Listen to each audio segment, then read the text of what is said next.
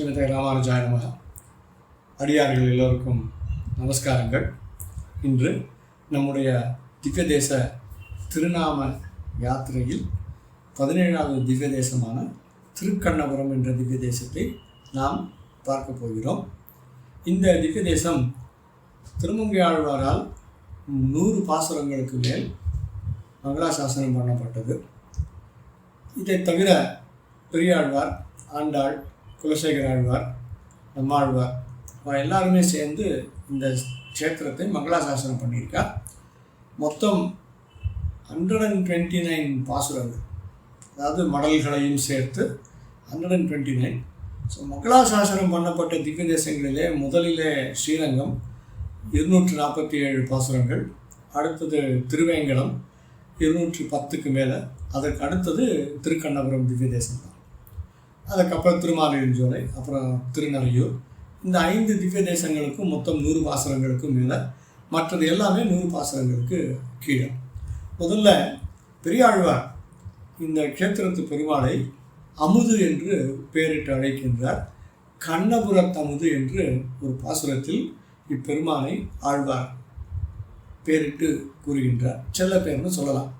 பாசுரம் பார்த்துடலாம். உன்னையும் முக்கலையில் கொண்டு தம்மில் மருவி உன்னோடு தங்கள் கருத்தாயின செய்து வரும் கன்னியரும் மகிழக் கண்டவர் கண்குளிர கற்றவர் தெற்றி வர பெற்றவென கருளி மண்ணு குறுங்குடியாய் வெள்ளரையாய் மதில் சூழ் சோலைமலை கரசே கண்ணபுரத்தமுதே என்னவலம் களைவாய் ஆடுக செங்கீரை ஏழுலகு முடையாய் ஆடுக ஆடுகவே.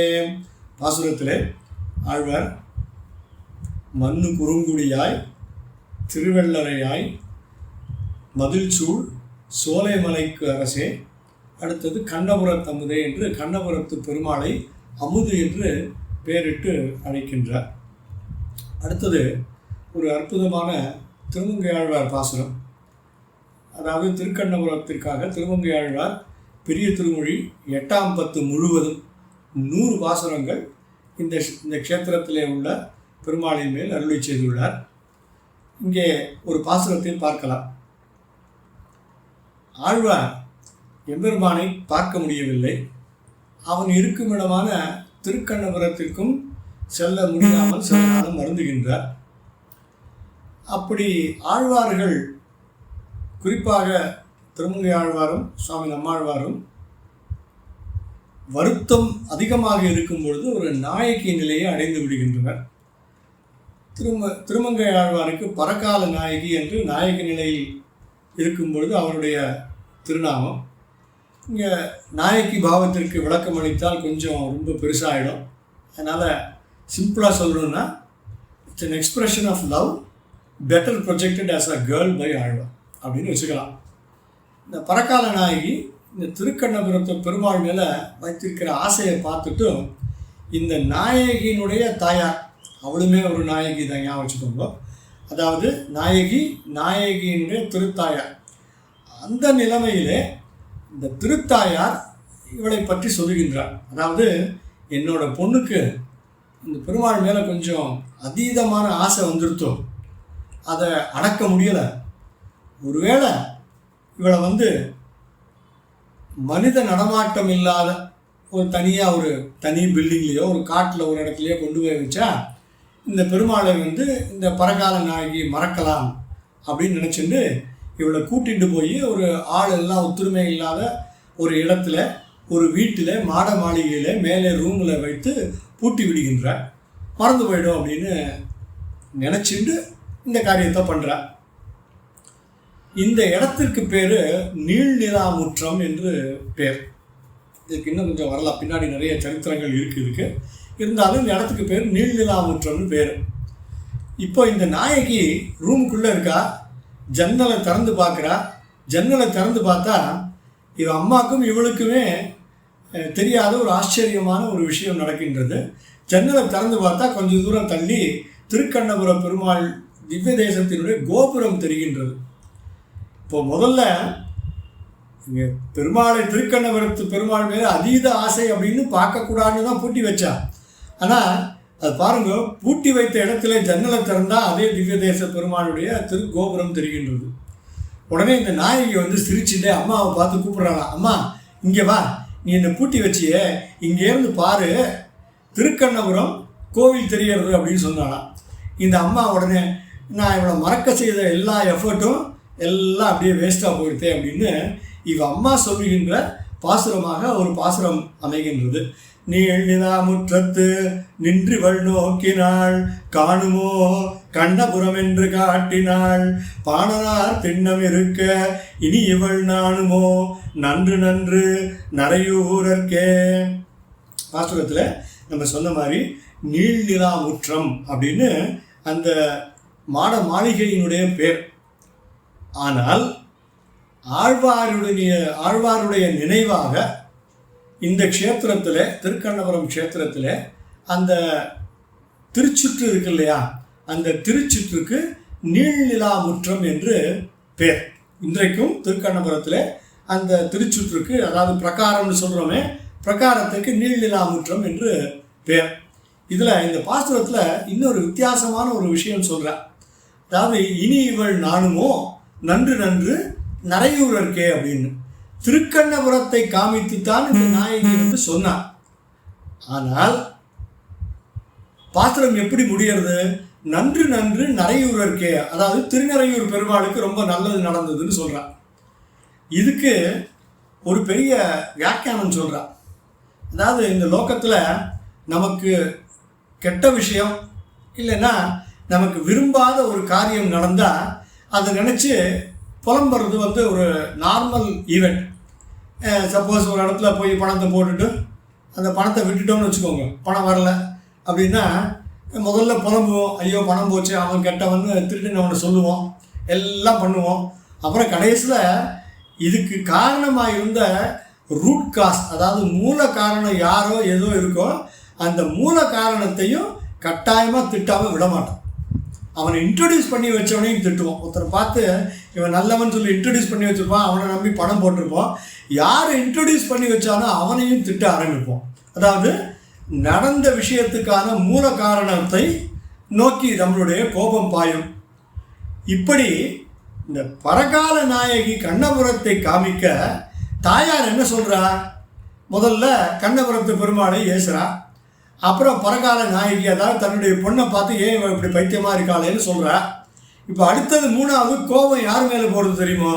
இந்த கோபம் வந்து பரகால நாயகிக்கு முதல்ல அவனை மயக்கியது யாரு? அதாவது திருமங்கை ஆழ்வாரை முதல்ல மயக்கியது யாருன்னா திருநறையூர் பெருமாள், அதாவது ஸ்ரீனிவாசன். திருநறையூரில் இருக்கிற பெருமாள் தான் சுவாமி திருமங்கை ஆழ்வாருக்கு ஆச்சாரியன் இல்லையா, சமாசனம் பண்ணி வச்சவர் ஆச்சாரியன் அவர் தான். இப்போ இந்த நாயகியினுடைய கோபம் திருக்கண்ணபுரத்து பெருமாள்கிட்ட இருந்து அங்கிருந்து விட்டதுக்கு அப்புறம் பரகால நாயகி மேல கோபம், கடைசியாக எல்லாம் இந்த ஸ்ரீனிவாசன் வந்து சமாசனம் பண்ணி வச்சுட்டா, அதனாலதான் இப்படி நடந்தது. அது பண்ணலைன்னா இவ வந்து இந்த மாதிரி இருந்திருக்க மாட்டாளே. அப்ப இதுக்கு யாரு காரணம்? திருநறையூர் பெருமாள் தான். அவர் காரியம் நடந்துருத்து, ஒரு பக்தர் அவருக்கு எக்ஸ்ட்ரா கிடைச்சிட்டார். ஆனால் எனக்கு என்னுடைய பொண்ணு என்னோட கையை விட்டு போயிட்டாளேன்னு கடைசியில் என்ன சொல்கிறா? கேலியாக நன்று நன்று நரையூரர்க்கே என்று திருநறையூர் பெருமாளை சாடுகின்றாள் இந்த பாசுரத்தில். இந்த பதிகம் ஃபுல்லாகவே வியாக்கியானங்கள் அப்படின்னு போகும்போது ரொம்ப நிறைய விஷயங்கள்லாம் நடக்கிறது. இதில் ஒரு சின்ன ஐதீகமாக ஒரு விஷயம் சொல்கிறா. இந்த காணுமோ கண்ணபுரம் என்று காட்டினான்னு இந்த காணுமோ அப்படின்ற ஒரு வார்த்தையை பிடித்து கொண்டு பல வியாக்கியானங்கள் சொல்கிறார். இந்த பதிகமே ரொம்ப அதிகமாக வியாக்கியானம் சொல்லக்கூடிய பதிகம். நமக்கு இந்த திருநாமத்திற்காக இந்த பாசனத்திற்கு மட்டும் ஒரு சின்ன விஷயம். அதாவது இந்த வடமதுரை பிறந்தான் மகன் ஒரு பாகவதர். அந்த பாகவதர் ஆரம்ப காலத்தில் எங்கேயோ இருந்தான்.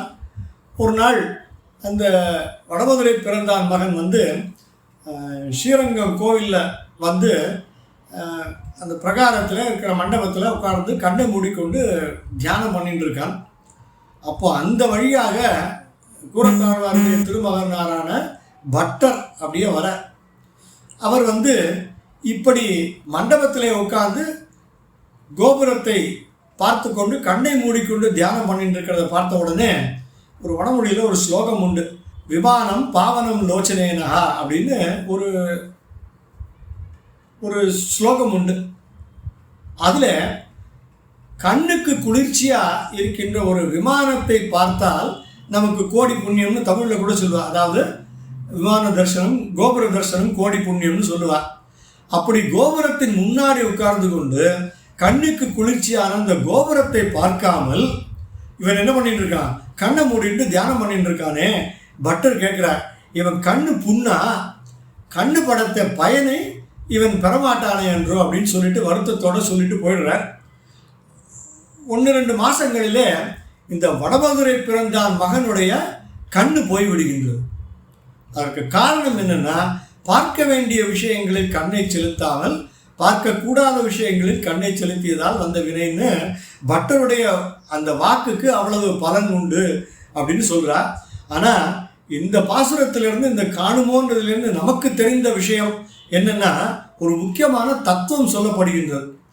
அதாவது கோவிலுக்கு போகிறதுன்றது தாயார் பெருமாள் அனுகிரகத்தை பெறுவதற்கும், அந்த கோவிலில் என்னென்ன விஷயங்கள்லாம் இருக்குது, என்னென்ன புதுசாக விஷயங்கள் இருக்குது, விக்கிரகம், விமானம், மண்டபம், கோவிலுடைய ஆர்கிடெக்சர், இதெல்லாத்தையும் பார்க்கறதுக்கு தான் கோவிலுக்கு போகிறோம்.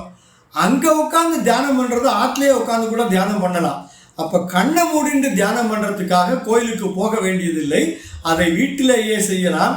கோவிலுக்கு போகும்பொழுது பெருமாள் தாயார் அங்கே இருக்கிற இத்தர அவதாரங்கள் அவெல்லாம் பார்த்து அனுகிரகத்தை பெறுவதற்காகத்தான் கோயிலுக்கு போகணுமே தவிர கோவிலிலே உட்கார்ந்து தியானம் பண்ணுவது என்பது நம்முடைய சம்பிரதாயத்தில் சொல்லப்படவில்லை. இது ஒரு முக்கியமான விஷயம். இதை காணுமோ கண்ணபுரம் என்று காட்டினான் என்ற வரிக்கு இந்த பட்டர் வாழ்வில் நடந்த ஐதீகம் சொல்லப்பட்டது. இதோட நம்ம திருக்கண்ணபுரம் திவ்ய தேசத்தை நிறுத்திக்கலாம். அடுத்தது திருக்கண்ணங்குடி திவ்ய தேசத்தை அடுத்த பகுதியில் பார்க்கலாம். சிவதே ராமானுஜாய நமः.